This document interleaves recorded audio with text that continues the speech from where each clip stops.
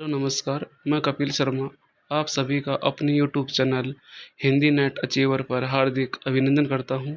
आज हम कामायनी से संबंधित महत्वपूर्ण कथनों के ऊपर विस्तार पूर्वक चर्चा करेंगे और हम देखेंगे कि किस आलोचक ने कामायनी के प्रति कौन कौन से अपने पॉइंट्स रखे हैं, उनके बारे में क्या क्या कथन कहे हैं, उनको लेकर हम विस्तार पूर्वक चर्चा करेंगे। चलिए क्लास को शुरू करते हैं। कामायनी में सर्ग कितने हैं? 15 होते हैं। कामायनी 15 सर्ग हैं। मंगला प्रसाद पारितोष से उसको पुरस्कृत किया गया था।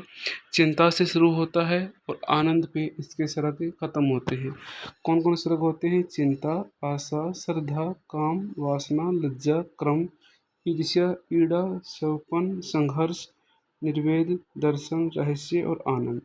ये क्या है? 15 सर्ग हैं और इस रचना को मंगला प्रसाद पारितोषिक से पुरस्कृत किया गया था। कामायनी का चिंता सर्ग 1928 में सुधा पत्रिका में प्रकाशित होता है। कामायनी के अंतिम 4 सर्गों पर सेवागम दर्शन का प्रभाव है। किसका? सेवागम दर्शन का प्रभाव है।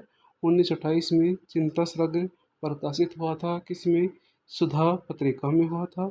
कामायनी का अंगिरस कौन सा है? सांतरस होता है। कामायनी का मुख्य छंद कौन सा होता है? तांडक। चिंता, आशा, सोपन, निर्वेद सर्गों में कौन सा छंद होता है? आला छंद। इन सर्गों की बात कर रहा हूँ। कामायनी का मुख्य छंद कौन सा है? तांडक है। कामायनी का अंगिरस कौन सा है? सांतरस है। रहस्य, ईड़ा, श्रद्धा, लज्जा सर्गों में कौन सा छंद है? लावणी छंद है। संघर्ष सर्ग में रोला छंद है। आनंद सर्ग में सखी छंद है। वासना सर्ग में रूपमाला छंद है। ये क्या है? सर्ग है। सर्ग के हिसाब से कौन कौन छंद है इस पर हम चर्चा की है। कामायनी का दर्शन शिव दर्शन, समरसता, आनंदवाद, प्रतिज्ञा दर्शन, ये क्या है? इसके दर्शन हैं। कामायनी की पूर्व पीठी का रचना कौन सी है? प्रेम पथिक। कामायनी की श्रद्धा का पूर्व संस्करण उर्वशी। कामायनी महाकाव्य का हृदय कौन सा सर्ग कहलाता है? लज्जा सर्ग कहलाता है। कौन सा? लज्जा सर्ग। कामायनी महाकाव्य का हृदय। मनु किसका प्रतीक है? मन का। श्रद्धा हृदय की, ईड़ा बुद्धि की, कुमार मानव का, आकुली किरात आसुरी शक्ति।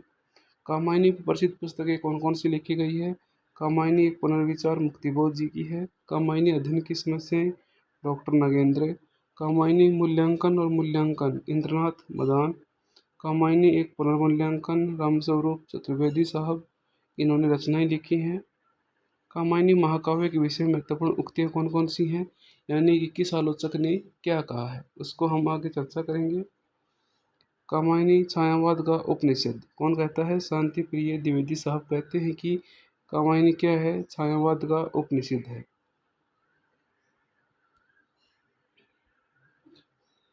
रहस्यवाद का पहला महाकाव्य कामायनी कौन कहते हैं? सूर्यकांत त्रिपाठी निराला साहब कहते हैं। कामायनी मानवता का रसात्मक इतिहास कौन कहते हैं? नंदुलारे वाजपेयी कहते हैं। मानव चेतना के विकास का महाकाव्य कौन कहता है? डॉक्टर नागेंद्र साहब कहते हैं। कामायनी एक आर्ष महाकाव्य है, कौन कहते हैं? डॉक्टर नागेंद्र। कामायनी एक रूपक महाकाव्य है, कौन कहते हैं? डॉक्टर नागेंद्र कहते हैं। आधुनिक सभ्यता का प्रतिनिधि काव्य कौन कहता है? डॉक्टर नामवर सिंह कहते हैं। ये महत्वपूर्ण कथन है, आगे और है, उन पे हम चर्चा करेंगे। आधुनिक सभ्यता का प्रतिनिधि काव्य कामायनी के बारे में किसने कहा है? डॉक्टर नामवर सिंह जी ने कहा है। कामायनी फैंटेसी है, किसने कहा है? मुक्तिबोध ने। कामायनी एक असफल कृति है, रचना है, कौन कहता है? डॉक्टर इंद्रनाथ मदान जी कहते हैं। कामायनी नए युग का प्रतिनिधि काव्य है, कौन कहता है? नंदुलारे वाजपेयी कहते हैं। कामायनी ताजमहल के समान है, कौन कहते हैं? सुमित्रा नंदन पंत जी कहते हैं। क्या है? ये महत्वपूर्ण कथन है। कामायनी समग्रते में समस्वकित का विधान लक्षित करती है, कौन कहता है? डॉक्टर नागेंद्र जी कहते हैं। कामायनी विश्व साहित्य का 8वां महाकाव्य है, कौन कहता है? श्याम नारायण पांडे जी कहते हैं। कामायनी दोष रहित दोषण सहित रचना है, कौन कहता है? दिनकर साहब कहते हैं।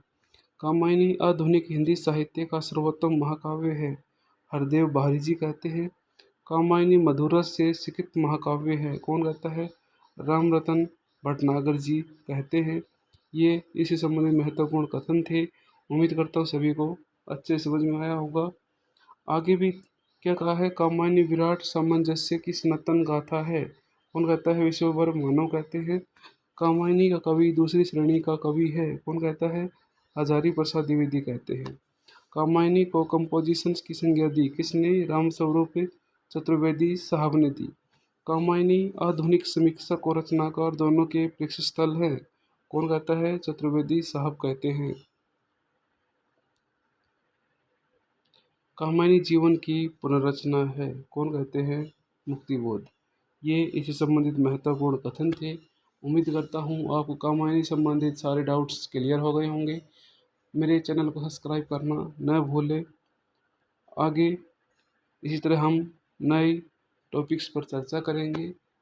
कल हम राम की शक्ति पूजा से संबंधित महत्वपूर्ण कथनों को लेकर विस्तार पूर्वक चर्चा करेंगे।